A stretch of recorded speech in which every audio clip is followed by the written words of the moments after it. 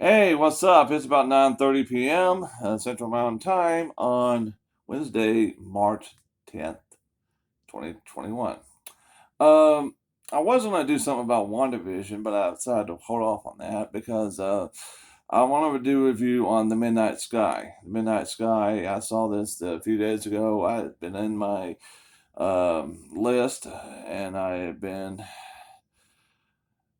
telling myself I was going to watch it, and then I've been putting it off in favor of something else, and then I finally watched it a few days ago, and I didn't like it. And I like George Clooney, but a lot of stuff here is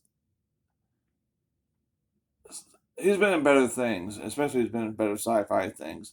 And I know a lot of people didn't like his uh, the remake he did in 2002 of Solaris with Steven Soderbergh directing. And people had their issues with Gravity from 2013. But both of those are good sci-fi movies uh, with Clooney, and I would highly recommend y'all watch those. And speaking of Solaris, and this has spoilers, so please, if you haven't seen the Midnight Sky, you want to, don't watch any further from right now. Okay, there is the whole plot is kind of like set in the future, of course, and Earth has pretty much become an environmental wasteland. Clooney is dying, I think, of cancer. I didn't bother to notice he's sick, and he's at this research station in Antarctica. His last one there, and the movie begins with all these people evacuating. And then there's something about a mother saying, "Did you see my daughter? Did you see my daughter?" Well, it's implied that the daughter got left behind, and the daughter is named Iris, and her and Clooney do stuff. I don't know exactly what it did. This movie doesn't really make a lot of sense because there's a lot of things that aren't really explained. And there's another plot about some five astronauts. I think they're trying to colonize one of the moons of Jupiter. Um, Felicity Jones from Rogue One and The Theory of Everything and a few other movies. She's one of the astronauts. And let me just skip to the end. She is actually George Clooney's daughter, the character's daughter. And the little girl in the station is his hallucination of her. So, like, Solaris, where they see things, they see people who aren't there. There is some flashbacks when Clooney's character was a research analyst, and he was involved with a relationship with a woman and daughter. I mean, if you've seen movies, you know exactly what's going to happen before it even happens.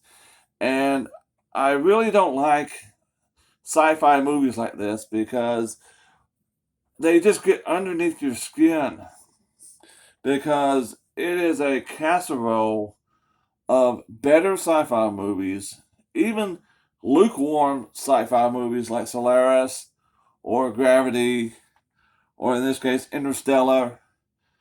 And I mean, take your pick: Mission to Mars, Red Planet, um, Passengers. There's always one freaking subplot in which the freaking ship screws up. Something happens to it. And they got to go out and they got to try to fix it. And when they go out and fix it, one person's going to die. And what's amazing is they're being bombarded, I guess, by these asteroids. They're in space. Can't they see the freaking asteroids like from like infinity? But yet they don't even notice them until they're like right up there. I mean, and if you've seen sci-fi, you know which character's going to die. And I'm just on. You just know. And so the whole thing is about, Clooney and this young girl, and they go out, and somehow he like falls in some water, but he doesn't like freeze. I mean, like it's Antarctica. I mean, Jesus Christ. You fall in water, hypothermia. It doesn't make a lot of sense. And I don't. Kyle Chandler's in it. He's something.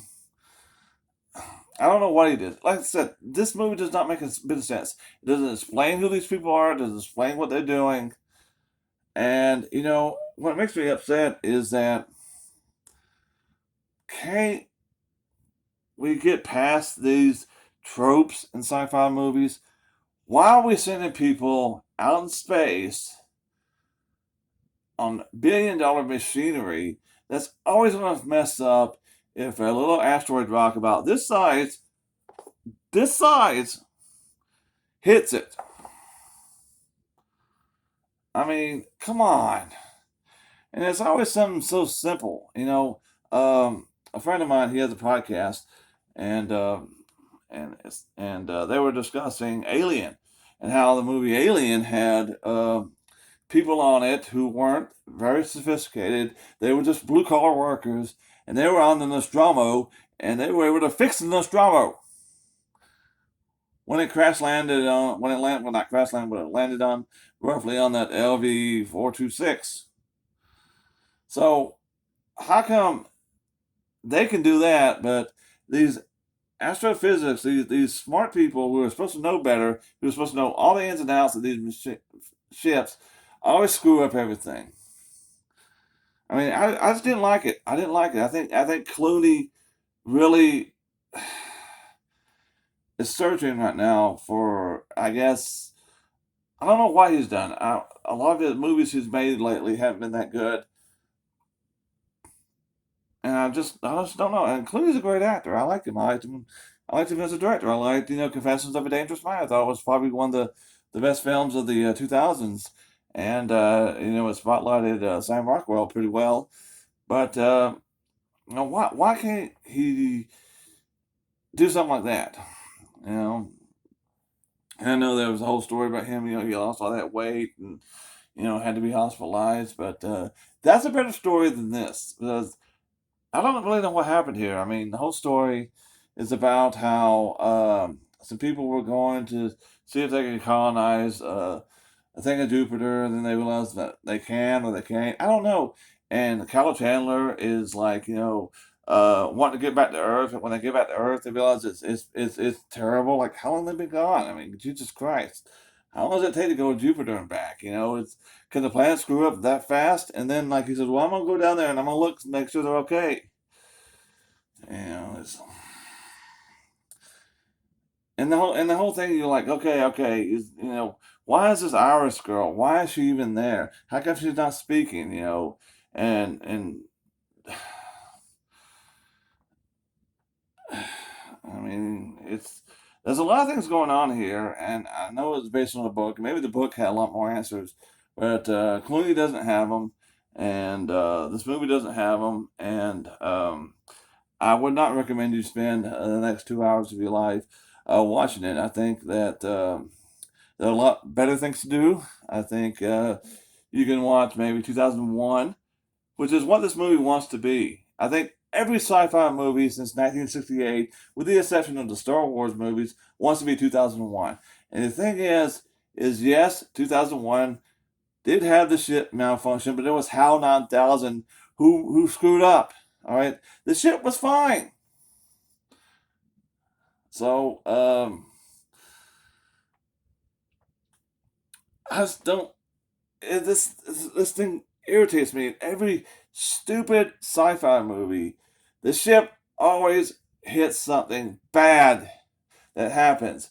Like, and I kind of remember. I think it was Roger Ebert was like reviewing one of the latter Star Trek movies, the ones with the Next Generation cast, not the ones that J.J. Abrams did with Chris Pine and Zachary Quinto and Zoe Saldana. But he kind of said, why is the shields always not working on these ships? Why are the shields always not working on these ships? How come they're always saying, well, the shields are down, the shields are not working? Yes, why are the shields not working on these ships? Why are they sending people into space with these great big huge starships, and yet something that's minuscule as a piece of rock, something about the size of this, this whatever this is, can knock it out of orbit.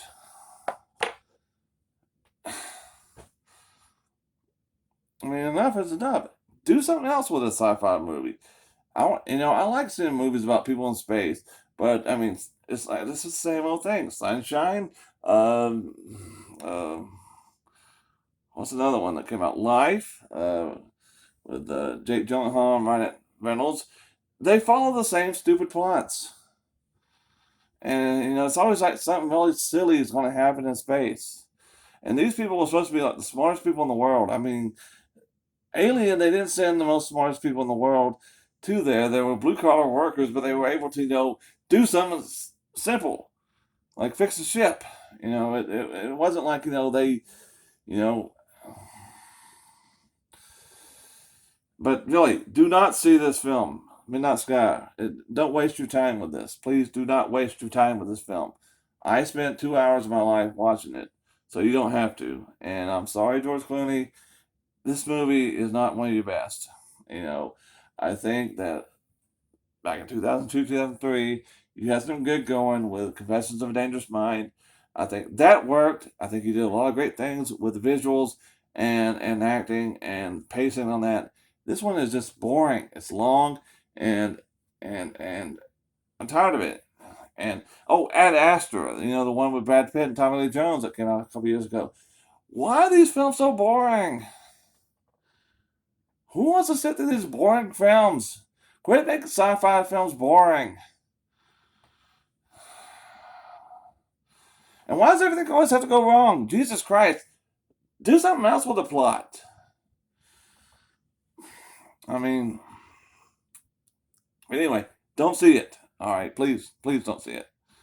So, there we go. I'm sorry. I was going to do something totally different, but I just had to get this off my chest. So, I'll come back next time with something I actually like and I actually want to recommend to you.